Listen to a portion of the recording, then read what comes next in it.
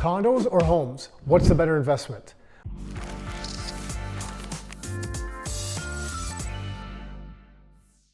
I got an answer for you, but first let's look at some of the pros and cons. To give you an idea of where this is coming from, my brother Tom and I started a company called Rockstar Real Estate for 16, 17 years now. We've been working with investors around the Golden Horseshoe area of Toronto and Canada, depending on where you're watching this.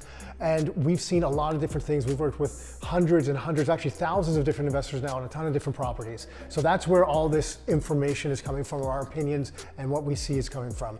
So first, let's look at condos. The good side of condos is that typically they're going to be at a lower price point. So it's a nice entry point into the market because of the price. So a lot of investors like that. It's a good way to get into the market.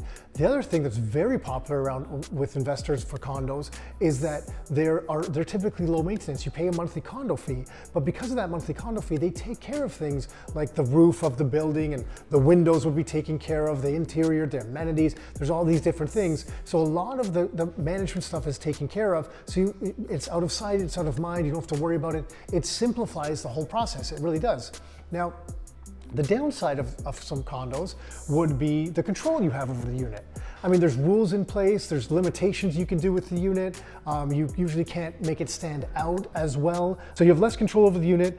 It's hard to make stand out because if the renos you're doing can only kind of be in the unit, maybe it's new floors or paint or it might be a kitchen, that type of stuff, but you have the same unit with the same floor plan on multiple different floors. So yours really isn't different. The biggest differentiating factor is maybe you're on floor 6 and someone else is on floor 10 and people like that view better. So it makes it difficult that way.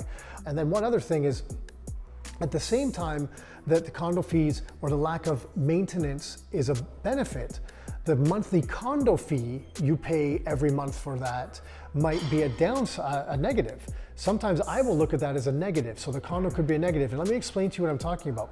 If you took a $550 condo payment, as an example, if you took the mortgage, a 25-year mortgage at 4.5%, that gets you an extra $100,000 on your mortgage, right? So that's a $550 payment. It gives you roughly an extra $100,000 on your mortgage. So you'd be able to then afford that much more property by not paying that condo fee. So there's a good side to looking at that and a bad side. Now let's look at the single family home side for a second. It's more expensive.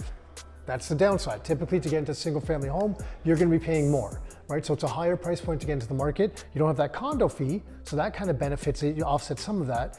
But then at the same time, because if you're looking at a single family, it's a freehold, it means more maintenance involved.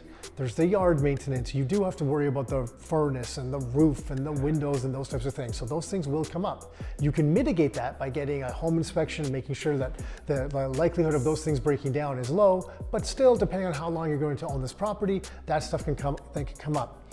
Now, where you can differentiate yourself with a single family, where some positives come in, is you have more control over the property.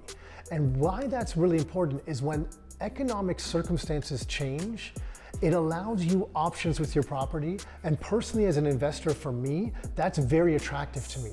So what I mean by that is not only can you do a greater renovation to make the place look better and maybe more attractive to renters if that's what you're doing with the property, but you can also do things like add in a second suite. So in times like right now when interest rates actually increased and some carrying costs went up for investors, we know a number of investors that said, hey, you know what I'm gonna do to offset some of this? I'm gonna take some capital, I'm going to invest into some upgrades of the property. It created a second unit. And they were able to maybe not quite double, but maybe increase their income on that property by 50, 75%. And it offset, and it made the numbers in the property look pretty good. And if rates settle back down, their carrying costs change again, well then the cash flow numbers just keep growing from that point. So they're not able to do that in a condominium because of the rules and regulations, kind of just some of the guidelines that they have around that. And if it's an apartment unit, of course, then you can't fit it in. But whereas with a freehold, you have something like that, you can change some certain options. You also have more flexibility with rentals. If it's in the right area, you might be able to rent it out by the room, for example, if you want to do a student property. So that makes it easier because you have more room to work with and you can generate a higher income that way. And again, it's up to you because you have control over that property.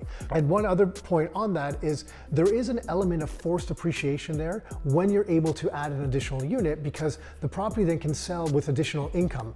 And if you're increasing the income of the property, then you're able to then ask more for the property from a sale perspective as well. So there is some ability to do forced appreciation with that type of thing as well. And then when you're doing rentals, you can do things to make it stand out as far as demand. Like you can make it look like better than the neighbor's property. You can do a little bit of landscaping. You can just repave the driveway. Like it's all these little things. When people pull up, they get a sense of community, sense of home ownership. So that's really the biggest differences that we see. Different investors will have their own little nuances of why they like one thing or another. For me, which one's better? Is the condo better or is it the home better? The answer is, it depends. I know that might not be the answer that you're looking for, but it really depends on what your goals are, what your long-term objectives are with this property, the type of investor you are, the type of time commitment you want, and the returns you're looking for. So that's why it depends. So there's no one best way, in my opinion, there's no one best way to invest in real estate. There's no one best property, there's no one best strategy. It really caters to what you're looking for. And the best way to do it is to figure out the pros, figure out the cons, see what applies to you in your life, your lifestyle, and the returns you're looking for and the profit you're after and your ability to invest in the property, maybe the capital you have, and then make the decision based on that.